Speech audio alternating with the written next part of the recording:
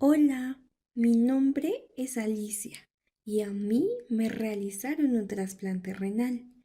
Pero, ¿ustedes saben cómo se hace un trasplante renal?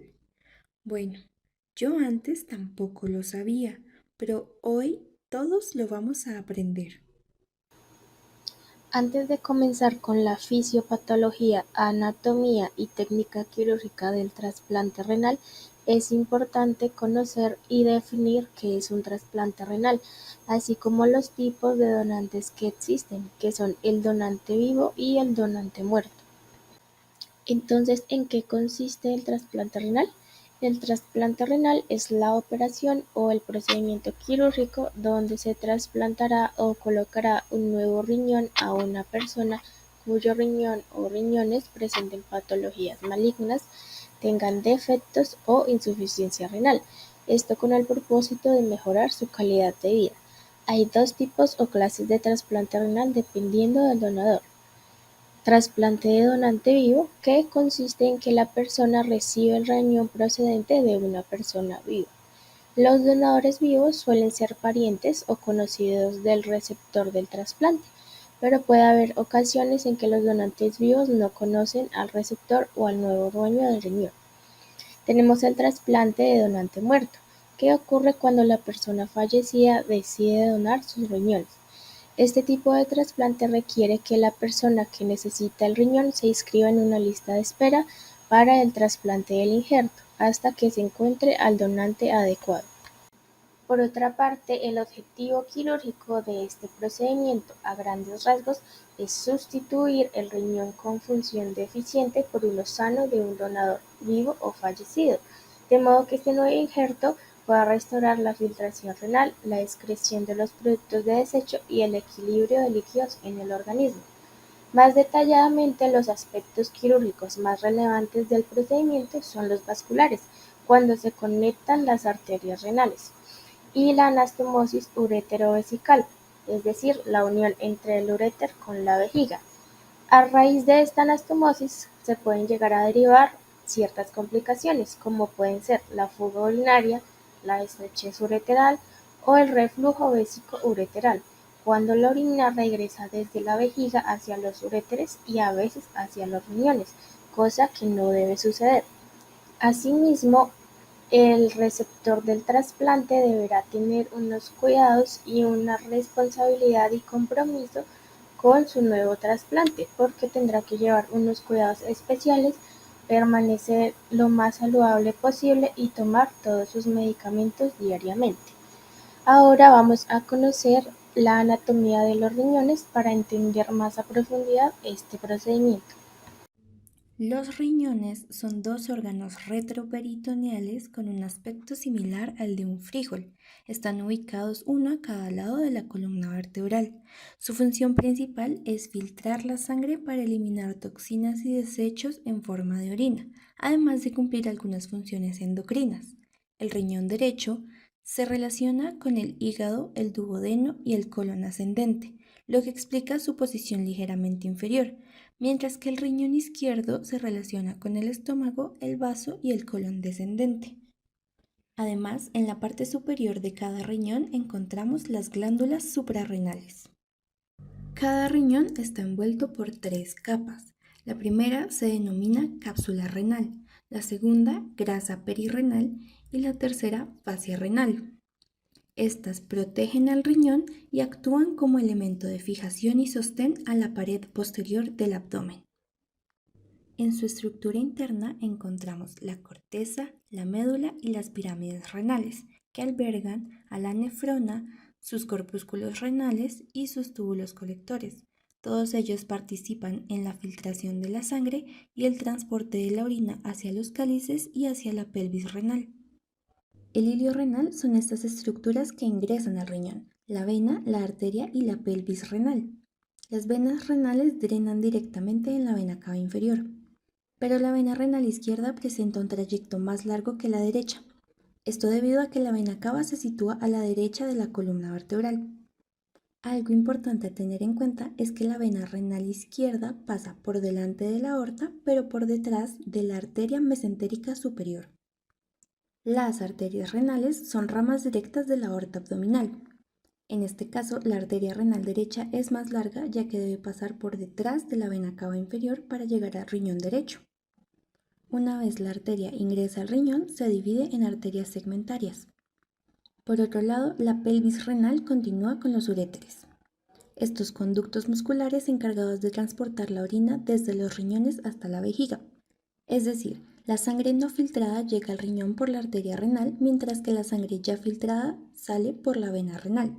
Y los desechos se convierten en orina y son transportados por los uréteres hacia la vejiga para su posterior eliminación. También es importante recordar que la aorta abdominal se bifurca originando las arterias ilíacas comunes, que a su vez se dividen en arterias ilíacas internas y externas. De manera similar en el drenaje venoso, las venas ilíacas internas y externas se unen para formar la vena ilíaca común que converge en la vena cava inferior. Por otra parte, la fosa ilíaca es el lugar donde se va a colocar el órgano trasplantado. Allí se encuentran los vasos ilíacos ya mencionados, algunos músculos y nervios importantes, además de una red de ganglios linfáticos. Aunque estas últimas estructuras no se relacionan directamente con el riñón, son relevantes durante el procedimiento quirúrgico. Bueno chicos, ahora yo les voy a hablar sobre la fisiopatología para llegar a un trasplante renal. La enfermedad que causa para que se llegue a un trasplante renal es la enfermedad crónica renal. Esta enfermedad sobre todo se aplica por la parte terminal, ya que en esta parte ya el funcionamiento del riñón es supremamente nulo. Entonces, en este caso, también no solo afecta al riñón directamente, sino también a la hipertensión arterial, a la diabetes, entre otras enfermedades. En este caso, también quiero aclarar de que si se logra localizar a tiempo, se puede tratar con farmacológicos o con otros tratamientos. Bueno, ahora les voy a hablar de lo que trata la enfermedad. La enfermedad empieza en su unidad funcional, que es la nefrona. La nefrona es la que ayuda a procesar la sangre, que las proteínas o nutrientes o que necesitamos en nuestro cuerpo, y los desechos genera la orina. La nefrona tiene una cierta cantidad en cada riñón, pero si llega a faltar la mayoría de unidades de ella, pues comienza a sufrir porque las nefronas restantes tienen que comenzar a tener un mayor crecimiento, igual que los podocitos, para poder suplir esa necesidad y tener una sobrecarga. Esto se refleja en la proteína. ¿Qué es? Que es que la proteína se encuentra en la orina. ¿Cómo se refleja en la orina? Porque comienza a ser más turbulenta, más tener forma de espuma y cosas de ese estilo fisiológicas. Eso no para ahí, continúa con que comienza a afectar pues la alta demanda y los podocitos comienzan a morir. Entonces las células epiteliales parietales intentan convertir en podocitos, pero es imposible por el caso de que hay muchos factores además de la proteína. Esto después desencadena más problemas. Esto sigue solo creciendo. Afecta después directamente a los túbulos proximales, ya que no puede haber una reabsorción de nutrientes, lo cual es grave porque hay una alta demanda de la presión de por sí de la sangre, ahora de las proteínas, y entonces comienza a verse más en la orina. Esto comienza a generar que más adelante se genere más inflamación intestinal, glomerulosis global, ya que comienza a haber cicatrización de tejidos, ya que comienzan a rasgarse, a romperse, entonces el cuerpo cuando no puede reemplazar alguno, comienza a hacer una cicatrización para que no se dañe más el tejido. Este es un problema ya que ella comienza a generar una atrofia tubular y simbriosis, lo cual hace que se endurezca el riñón y deje de funcionar. De ahí para allá ya comienza a haber una rarefacción vascular y isquemia que no solo afecta al riñón, sino alrededor de este y relacionado con el riñón. Bueno, ahora les voy a hablar un poco de contradicciones e indicaciones que tiene este procedimiento para esta clase de enfermedad. Bueno, empezamos un poco con lo que nos puede compartir los doctores Shoriga Bryan y Matthew Hall. Ellos nos comparten que es importante los diagnósticos mucho antes mejor y que sean mayormente positivos para el receptor y el donante del injerto. Y también el que la unidad de hospitalaria tenga tratamientos y disponibilidad de instrumental y todo lo necesario para llevar a cabo este procedimiento. Es importante mucho el cuidado de estos factores de los exámenes que sean mayormente beneficiarios para el paciente, que es el receptor, porque no solamente es importante durante el trasplante, o sea, el procedimiento, sino también después cómo se lleva reflejado en la vida después del procedimiento de del paciente que recibe el riñón. Adicionalmente, cabe resaltar que hay muchos indicadores que dicen que las personas que hacen la diálisis, que en esa etapa tienen mayor desventaja ante un trasplante renal de la supervivencia, porque pues requiere más, es más largo, medicamentos y es más complejo, que pues el procedimiento es en una operación y listo. Es importante tener en cuenta los factores de hipertensión, de diabetes, porque pues están directamente relacionados con el riñón, entre otras enfermedades. También toca tener indicaciones claves para tener una buena intervención. Bueno, ahora hablemos un poco de las contradicciones que tiene esta clase de procedimientos. La principal siempre ha sido la economía. Esto no es un procedimiento fácil, ya que aparte de conseguir a un donante que te done el riñón, también tienes que estar en una lista de espera y además poder tener económicamente accesibilidad para poder obtener todo lo que se conlleva de este clase de intervención. También muchas veces, muchos pacientes después de la cirugía, muchos médicos consideran que es importante tener más tratamiento, entonces también toca tener más en cuenta los costos que se tienen antes, durante y después de la operación. También hay otros riesgos que casi siempre pasan, que son infecciones, se pueden dar porque durante la operación o después puede llegar una bacteria, colonizar un virus o algo, y puede afectar también el riñón a pesar de que esté nuevo de un trasplante. Adicionalmente, también los injertos toca tener pues en cuenta que como ya se hizo exámenes anteriores y varias cosas ante el órgano, toca tenerlos en una buena congelación e hidratación. La edad del donante también es muy importante. Hay unos ciertos rangos de preferencia para poder donar el riñón. También el sexo femenino es tenido muy en cuenta de que no es el mejor. Se han hecho estudios con base en eso. Se dice que el masculino es preferencial para esta clase de trasplantes. El tabaquismo, la obesidad, problemas, enfermedades que ya tenga el paciente son importantes porque esto altera la hipertensión arterial, la diabetes, la hipertensión y los otros factores que tienen mucha relación con el riñón y con los órganos para que genere una homeostasis, que es el balance de todo el cuerpo. Entonces es importante tener todos esos factores para que el trasplante y la funcionalidad de este después de este procedimiento sea exitoso. Hola chicos, el día de hoy les voy a hablar sobre la técnica quirúrgica de trasplante renal. Bueno chicos, en este paso voy a hablar sobre el acceso a piel y plano superficial. Se realiza una incisión tipo Gibson modificada en la fosa ilíaca derecha. Bueno, como segundo paso tenemos el abordaje muscular. No se secciona ninguno de los músculos de la pared abdominal. El abordaje como tal se realiza a través de la saponeurosis del oblicuo mayor, la vaina del recto anterior y el oblicuo menor y el transverso, con lo que se evita un sangrado muscular. En el siguiente paso hablaré de la identificación y disección vascular inicial. Se identifica como tal la región ilíaca y se diseca la arteria hipogástrica desde su origen hasta su división. Se ligan cuidadosamente las cadenas linfáticas adyacentes para prevenir linforrea o linfocele postoperatoria. Ahora hablaremos de la liberación de la vena ilíaca externa. Se procede a la liberación de la vena ilíaca externa ligando y seccionando sus afluentes principales, entre ellas las venas hipogástricas. Y se prepara el campo vascular que servirá para la anastomosis. A continuación, seguiremos con el control arterial previo al recibir el injerto. Antes de recibir el riñón, se aplica una pinza vascular en el origen de la arteria hipogástrica y se realiza sección distal de la misma.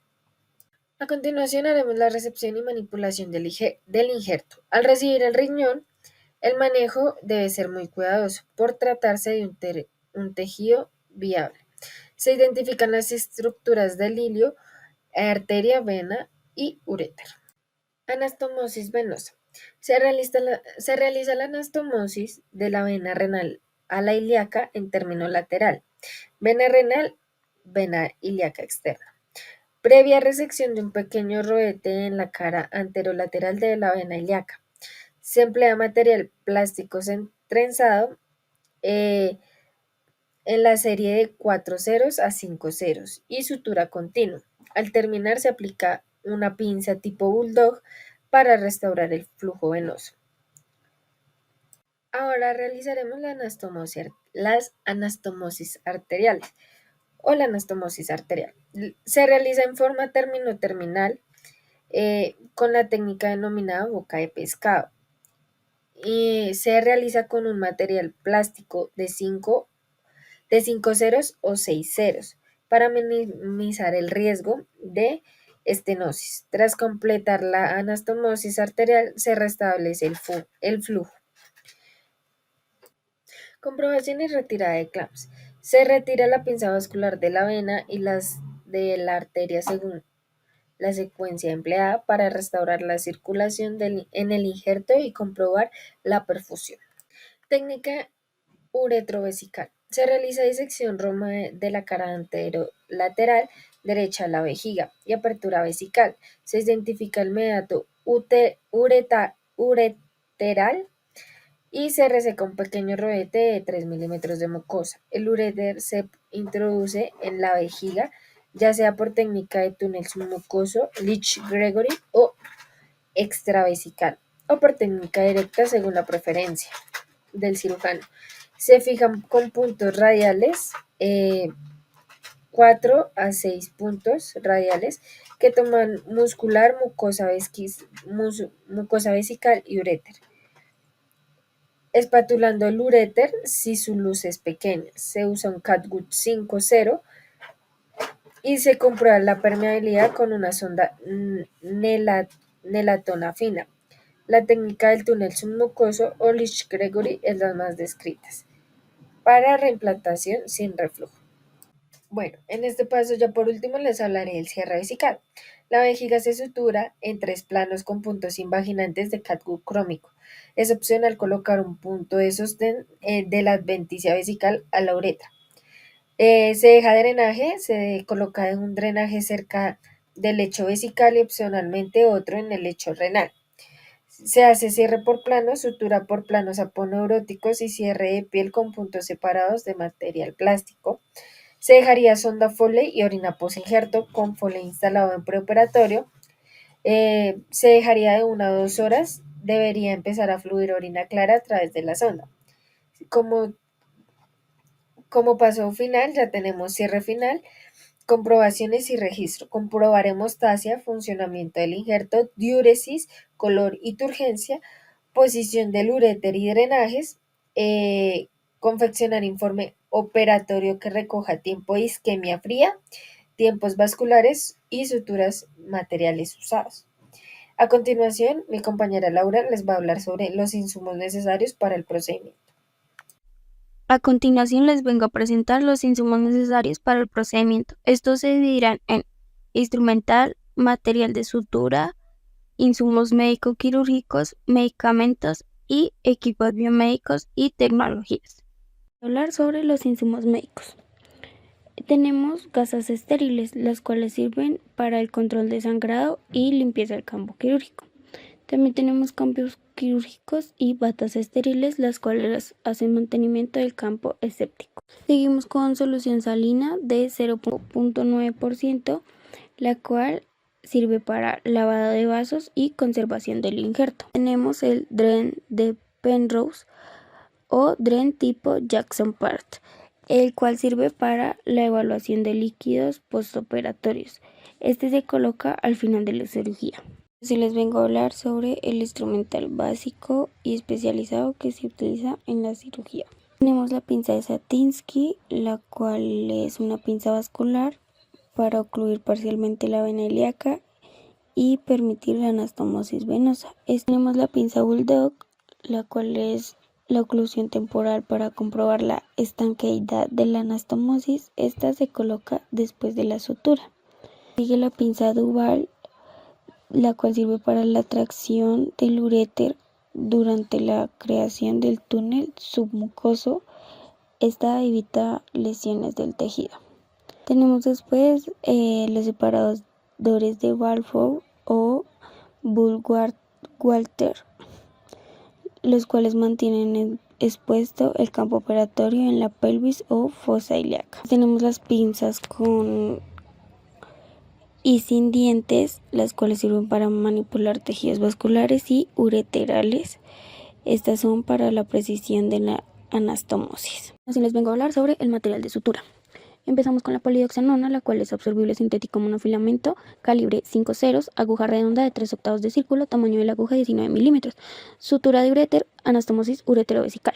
Seguimos con el prolene, también llamado polipropileno, que es no absorbible sintético monofilamento, calibre 6 ceros, aguja traumática vascular, curva de 3/8, tamaño de aguja 16 milímetros, su función es anastomosis arterial y venosa. Seguimos con el dexón, también llamado poliglicólico. Seguimos con el dexón, también llamado ácido poliglicólico, el cual es absorbible sintético multifilamento, calibre 3 ceros o 4 ceros, aguja de 1/2 de círculo, cortante, de tamaño 30 milímetros, la cual su función será cierre de piel o planos musculares. Después tenemos el catgut crómico, que es absorbible multifilamento, calibre 3 ceros, aguja de 1/2 de círculo, tamaño de aguja 17 milímetros. Su función será hemostasia y ligaduras pequeñas. Tenemos también la seda trenzada, no absorbible, natural, multifilamento, calibre 3 ceros. Aguja cortante de 1/2 de círculo, tamaño de la aguja 25 milímetros, la cual su función será ligadura o fijación temporal.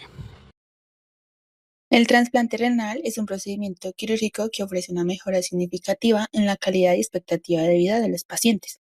Sin embargo, como toda intervención de alta complejidad, conlleva la posibilidad de una complicación transoperatoria que puede comprometer la vida y seguridad del paciente. Estas se clasifican principalmente en vasculares, como la trombosis y la hemorragia, y urológicas relacionadas con la conexión ureterovesical. Para enfrentar estos riesgos, el instrumentador quirúrgico es más que un asistente, es la primera línea de defensa. Su rol es asegurar la asepsia, mantener un control meticuloso del campo quirúrgico y, lo más importante, anticiparse activamente al cirujano. Su dominio en el instrumental de microcirugía y en las técnicas de hemostasia no solo va a reducir el tiempo operatorio, sino que es un pilar fundamental para prevenir y manejar cualquier eventualidad al instante. Su eficiencia es clave para el éxito. Las estadísticas nos recuerdan la seriedad del tema. En las series de trasplantes analizadas, la incidencia de algún tipo de complicación quirúrgica alcanza el 38%, y casi un tercio de estos pacientes, el 31%, necesita volver al quirófano. Aquí el tiempo lo es todo. Si la reintervención es precoz, es decir, inmediatamente después de realizar la cirugía, la pérdida del injerto es alarmante, es decir, un 56.5%. Si la reintervención es tardía, es decir, unos meses después, la pérdida del riñón cae drásticamente a un 13.2%. Las complicaciones vasculares son consideradas temibles porque comprometen frecuentemente el pronóstico del riñón trasplantado e incluso la vida del receptor. La estrategia predilecta para su manejo siempre debe ser la prevención, mediante una técnica quirúrgica correcta e impecable. El diagnóstico precoz es vital. La ecodoppler, que es una prueba médica de ultrasonido que utiliza ondas sonoras para ver el flujo de sangre a través de los vasos sanguíneos, se ha convertido en el método de referencia para el seguimiento postoperatorio, permitiendo la detección más temprana de las complicaciones trombóticas. Es muy importante y crucial evitar y reparar de inmediato las lesiones vasculares que ocurren durante la extracción del riñón, en la mesa de banco. Por ejemplo, las lesiones de las arterias polares inferiores son críticas y absolutamente necesarias de revascularizar para evitar una posible necrosis ureteral secundaria. Dentro de las complicaciones urinarias, la fístula urinaria es la más frecuente y origina una morbilidad importante. Una fístula es una comunicación anormal de las vías urinarias, como la vejiga o la uretra, con otra cavidad o el exterior. Se produce entre el 2% al 9% de los trasplantes, sobre todo en el posoperatorio precoz. Sus síntomas más comunes incluyen escapes de orina involuntarios e infecciones de repetición. El tratamiento se centra en corregir la comunicación anormal para restablecer la integridad de los órganos implicados. Una excelente técnica, la anticipación y la respuesta rápida de todo el equipo quirúrgico son la clave para la complejidad del trasplante renal. Para profundizar en cómo el instrumentador quirúrgico puede optimizar esta respuesta, es importante conocer las recomendaciones clave para un desempeño impecable. Las principales recomendaciones para el instrumentador quirúrgico son conocer el procedimiento de principio a fin. No necesita ser cirujano, pero sí entender qué se hace en cada etapa, desde la preparación del receptor, la conexión de los vasos sanguíneos hasta el cierre final. Todo esto para garantizar y velar por un menor tiempo quirúrgico y recuperación posoperatoria del paciente. También el manejo delicado del órgano. El órgano trasplantado es muy sensible, se debe conservar en frío y en solución especial, así que hay que manipularlo con mucho cuidado para evitar daños. Tener el instrumental quirúrgico listo y completo. Esto incluye pinzas vasculares, bisturís, suturas especiales, material para irrigación y conservación del órgano. Todo esto debe estar estéril y en orden. Intentar manejar una técnica aséptica al 100%.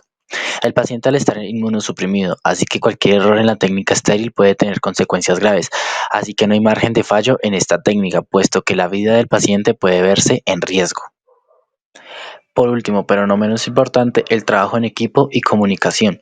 El instrumentador quirúrgico debe estar en sintonía con el equipo quirúrgico, o sea, el cirujano, anestesiólogo y enfermería. Anticipándose a lo que viene es totalmente clave.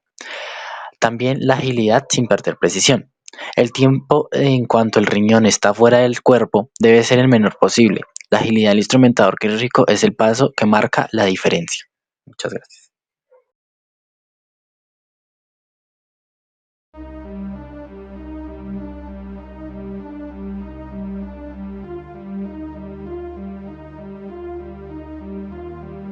Los riñones, a ver dónde están. Están en el espacio retroperitoneal. Tienen una vena y arteria renal y junto a la pelvis son el hilio renal. Están enfermos, oh, qué tragedia. Ahora es crónica la insuficiencia. Receptor dona antes aprueba. Es un trasplante, no hay problema.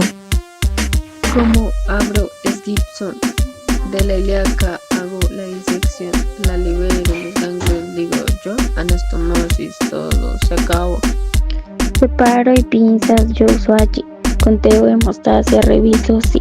Para el cierre los planos, la aguja y ácido prolene, ácido poliglí.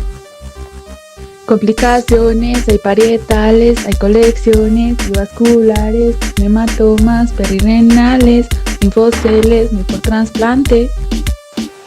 Te recomiendo hoy escucharme, tener todo listo, no equivocarse, cuidar la asepsia, no contaminarse, es un trabajo de todas las partes.